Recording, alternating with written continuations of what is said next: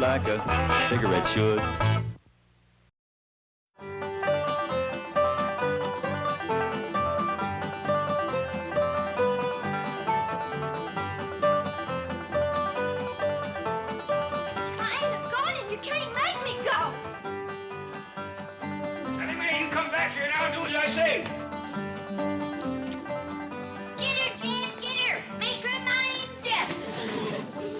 Doggone it, Duke.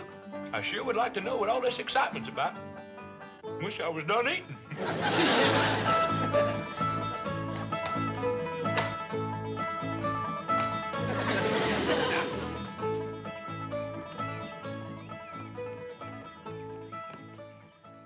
You might as well give up, Jed. She's made it to the big tree. Granny, I'm going up after her and bring her down. That's a mighty tall tree, Jed, and she's going plumb to the top. Granny, this is something that can't be put off no longer. That girl has got to start to school. Look at that, Duke. Elly May, take to that girl's finishing school. I reckon you ain't much interested in school. You'd rather be chasing a raccoon up a tree, wouldn't you? I'm afraid Elly would, too.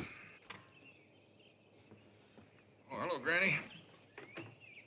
Did you get her into a dress? I did. Got her hair up in braids, too. I kind of favor Elly May's hair hanging down nice and loose and pretty. Oh, but Jed, she's commencing to school. And a schoolgirl should wear her hair in braids. How come? That's so the boy that sits behind her can stick her pigtails in the inkwell. That's how they get acquainted. Might work all right back in the hills, but here in the city, things is a mite different. Boys is boys and girls is girls, city or country. I'll bet you Elly May has a boy toting her books home tonight. I'm afraid not, Granny. You see, in the school where Elly's going, there ain't no boys there. What kind of a fool school is that? I want Miss Drysdale to hear it was her idea. I might have known it. That woman is a troublemaker. She never did cotton to us living here, and she's up to something now. I'm gonna learn her to mind her own business. Now, hold on there, back up. Miss Drysdale done Elly May a favor to get her into that school. That's what you call a girls' finishing school. Without any boys, I don't know how they even get started. Well, here I am, Paul. Elly May, you are prettier than sunup. And you want to waste her on a school full of girls. Come on in and see yourself in the looking glass. Paul, do I have to wear a dress? Elly May, that's a dress that your Aunt Pearl made for you. Hey, this is all handwork, Elly. Pearl spent 4 weeks on this. And 50 cents in cash. Elly May, you just be thankful. Why, there won't be a girl in that exclusive finishing school with a dress like this. I like the lunch I fixed for you. I even throwed in a surprise for the teacher. A nice, big, fat, baked old possum. Swimming in gopher gravy. I tell you, Elly May, you're gonna cut a wide path through that school. Paul, why can't I wear my regular clothes to school? Because this is Beverly Hills and girls is just... Jed Clampetts speaking. Oh, howdy there, Miss Drysdale. Well, yeah, she's just about ready to go now, but she's wanting to wear her old pants and shirt, and I told her that... It is? Well, that sure is going to pleasure Elly. Well, thank you, Miss Drysdale. Bye. Miss Drysdale said it'd be just fine for you to wear your old pants and shirt to that exclusive finishing school.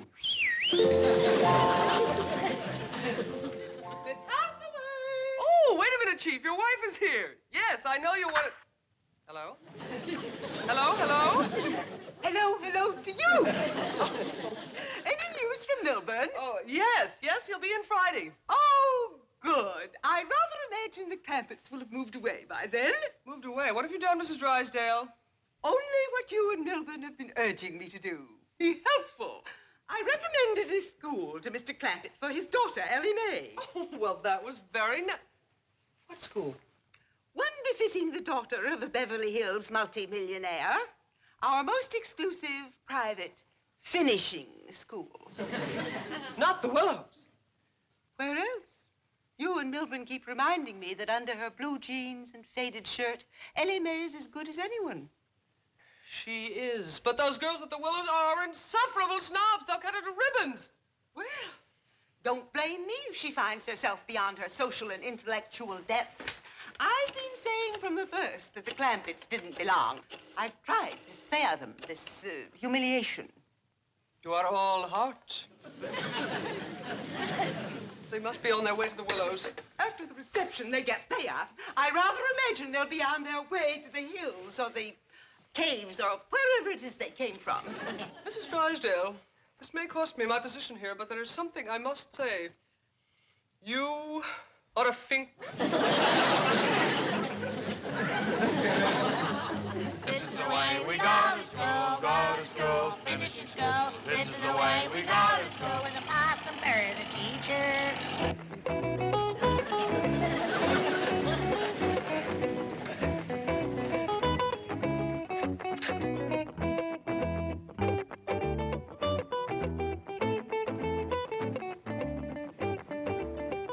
Cynthia, I still do not approve of your attending school in such casual attire. None of the other girls are wearing slacks and sweatshirts. Oh, Mama, relax. The other girls look to me to set the pace. Tomorrow, everyone will be wearing mink sweatshirts. And then, of course, I shall switch to chinchilla. Do you want Mother to go in and help you enroll, dear? Oh, no, darling. I'm taking the same subjects as last year. Golf, fencing, tennis, riding, history, and water skiing. Do try to stick with it this time, Cynthia. You're becoming a finishing school dropout. Toodaloo.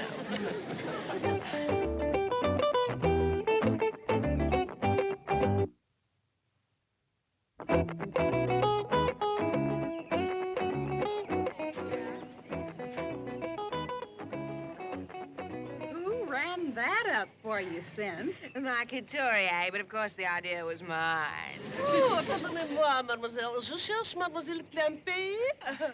Oh, well, I'm afraid my French is a little rusty. I am from E04, the famous Parisian fashion magazine.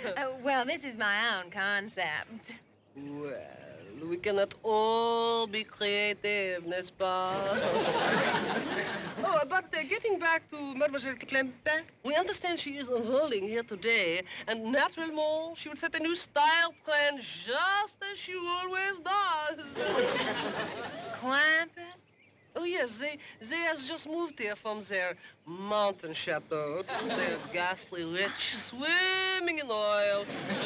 Complete non-conformists, fiercely original. They sometimes weave their own cloth. Oh, well, that is original. I think she is arriving. This is the way we go to school with a possum for the teacher. In that old trunk? That must be part of the overall motif.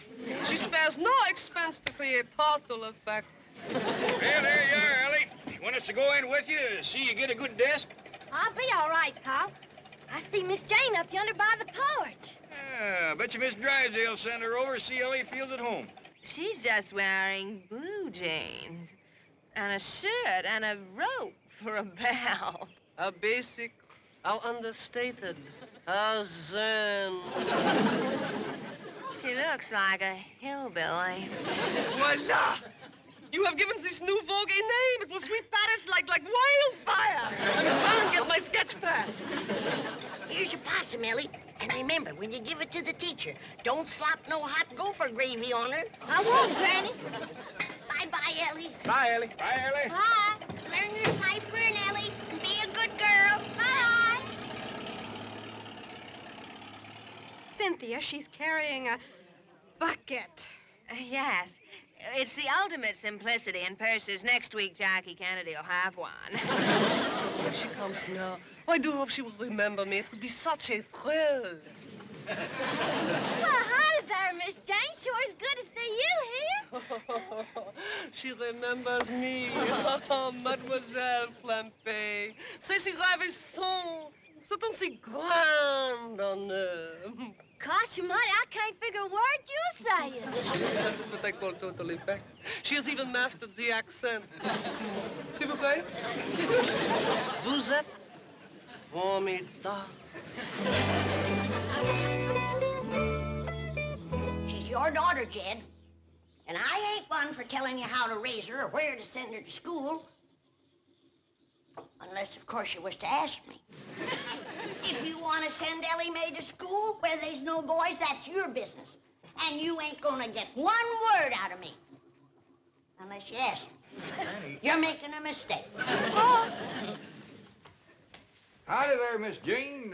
Elly May, you didn't spend no time at all at school. Well, I know, Pa. I met just one girl, and then Miss Jane said we'd ought to leave. Well, I thought it best. Elly May, you didn't give the teacher her possum. Well, Miss Jane wouldn't let me. What? Oh, well, you see, Granny, there are a dozen teachers, and I was afraid they'd fight over it. Well, she's right. One possum wouldn't hardly feed no more than 2 people. That's right. I'll get busy, and tomorrow I'll bake you 6 possums. Miss Jane said I hadn't ought to go back tomorrow. Why not? Well, You mean Elly May ain't good enough for them other girls? Oh, it's not that. Let's have the truth now. Well, if you want the truth, they are not good enough for her. Elly May, don't you listen to that kind of talk. Miss Jane, we don't hold with some folks thinking they's better than others. Mr. Clampett, not everyone feels that way. Anyone can get a spiteful spell now and then. Yeah, now you take Miss Drysdale. For a time there, she was treating us like we was polecats at a picnic. Yesterday, she turned real nice, and she told me about that school for Elly to go to. I can see this is going to take time, and I must get back to the office now. Don't let Elly May have anything more to do with those girls at the Willows. I declare, I never thought Miss Jane would put on airs. Me neither. Elly May, I hope them girls over to the school didn't get the feeling that you held yourself above them. I hope not, too, Pa. Why don't you invite the whole kit and caboodle of them over here for a possum supper? Granny, I just met one girl, Cynthia Fenwick. Well, invite Cynthia and her whole family. I'll do it, Pa.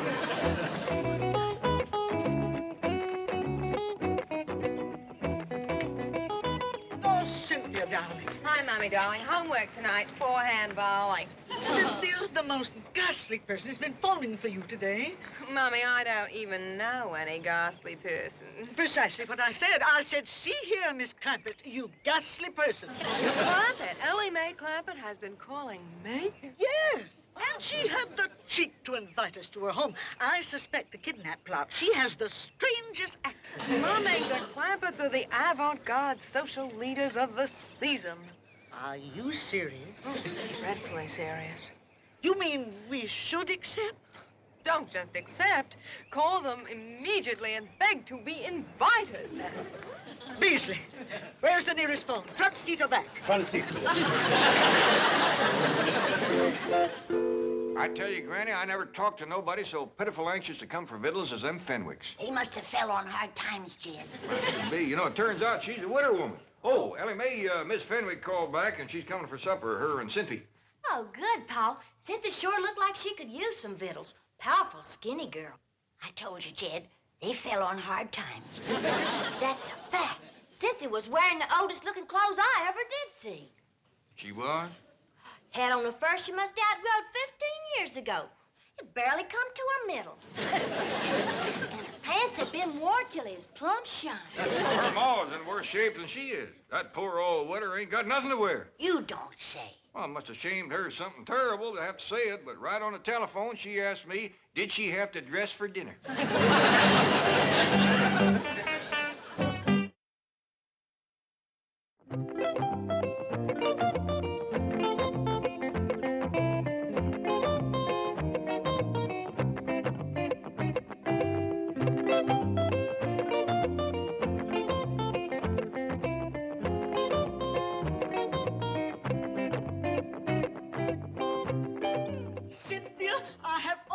Tried to indulge your every whim.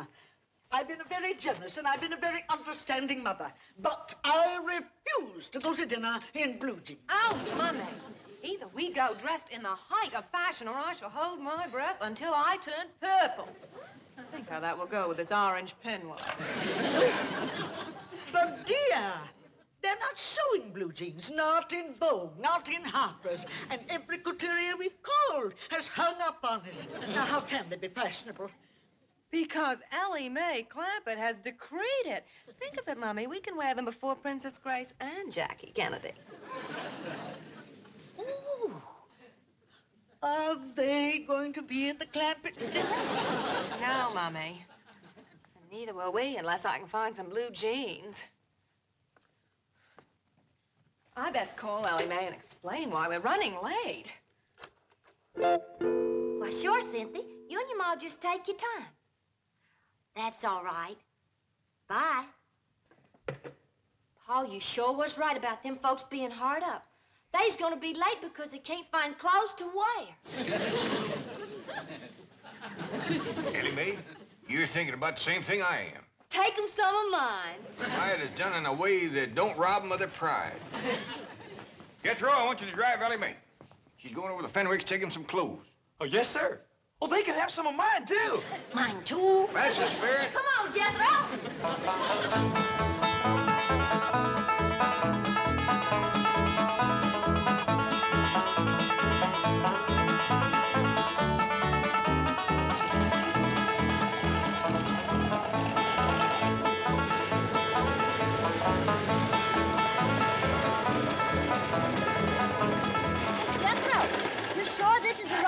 It's awful little. Yeah, this is it all right, Ellie. It says right on it, Fenwick House. I reckon no one's home. That's good. We can leave these clothes without shaming them none. Yeah, I'll set them right inside the door.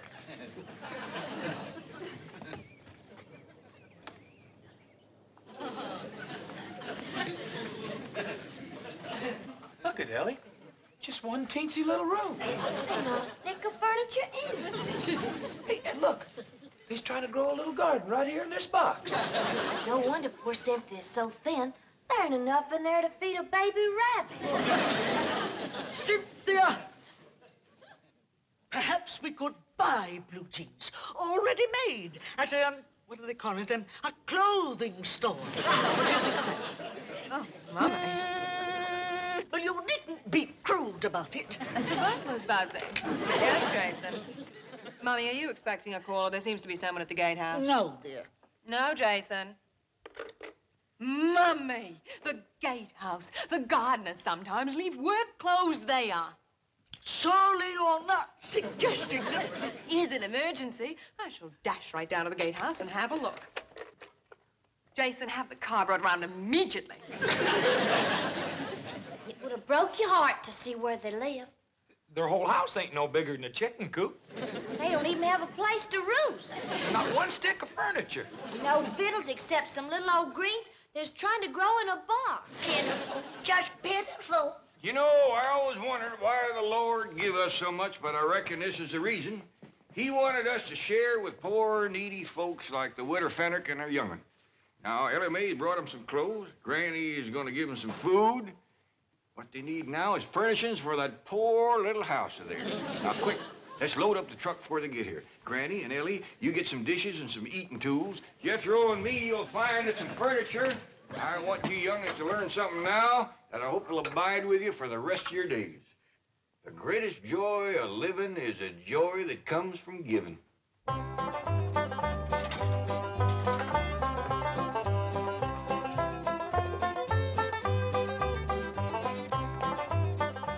It worked. They're moving. The Clampetts are actually moving. Sure you only got room for one bed, Jethro? Just barely. Reckon it'll be big enough for the both of them? All I hear from Ellie, that Cynthia Fenwick is so skinny you couldn't hit her with a handful of corn. Oh, Mr. Clampett. I thought I saw you moving things out. I hope you're not angry over Elly May's experience at the Willows, but apparently it did open your eyes. It sure did. We didn't know there was people like the Fenwicks in Beverly Hills. The Fenwicks. Did Elly May meet Cynthia Fenwick? Yes, ma'am. That's how come we's loading all this stuff up on it. Jethro. No use robbing folks of their pride. He's right, Jethro. The less said, the better. Just load up and go. We's hurrying quick as we can. Let me help. Yeah, that's mighty neighborly of you. I'll go see how Granny and Ellie's getting along in the kitchen.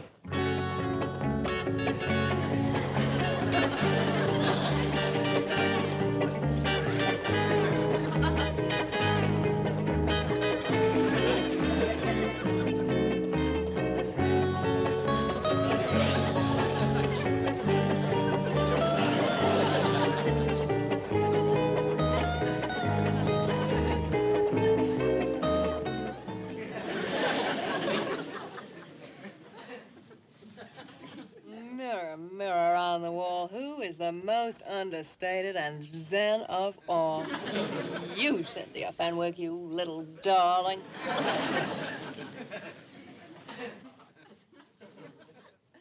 Come to the mirror, Mums. Let's see how you look. I can't look. I just can't. Don't be silly. Now, here's your bucket. Bucket. Well, it's part of the Clampett look. Now, of course, you must picture your hair in braids.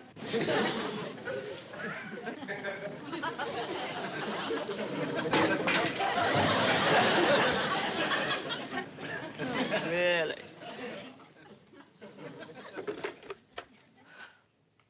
Jason, come quickly. Bring some cold champagne to pour over Mummy. It doesn't matter. Any vintage year will do.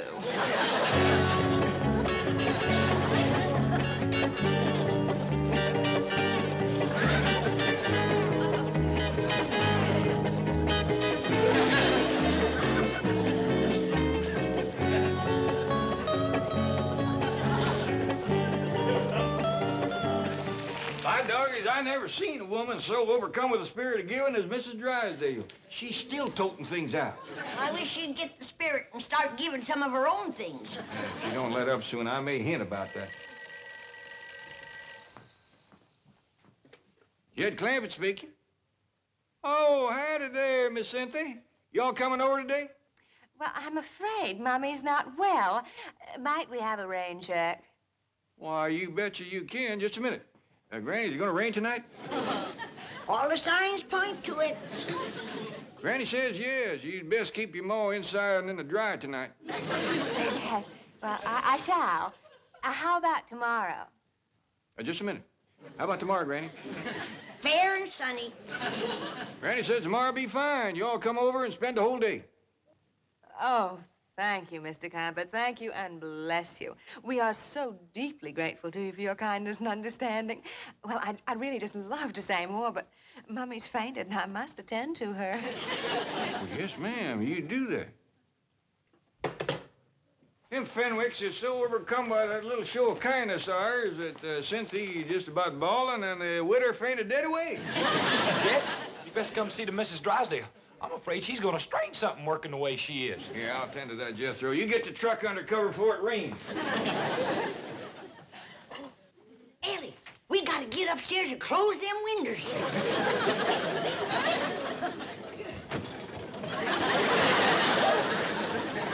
Whoa, Miss Drysdale, hold on there, hold on. Tomorrow's another day. You will continue moving tomorrow, you promise? We'll spend the whole day just making the Fenwicks happy. And me. I'll come here early to help. Well, why don't you just rest up tomorrow? You must be all tuckered out. No. I shall be here early. Never did see such a change of heart come over a woman. Jed! Oh, Granny, let's have victuals early so we can all get to sleep early. Tomorrow's a big day. Ain't none of us gonna get to sleep early tonight, Jed Clampett. Why not? Miss Drysdale done emptied out all 12 bedrooms.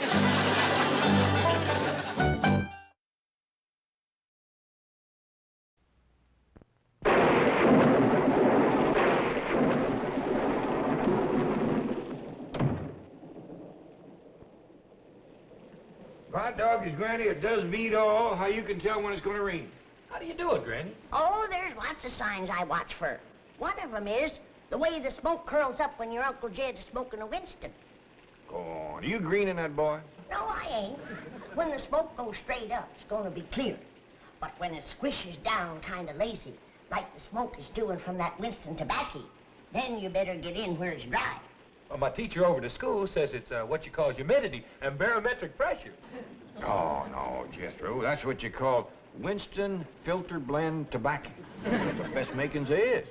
Rain or shine, Winston sure smells good. And it tastes good, too, Granny. Yes, sir. Winston tastes good like a cigarette should. Had order. The Beverly Hillbillies has been presented by Winston. We hope you've enjoyed it, and we hope you will try Winston, because Winston tastes good, like a cigarette should.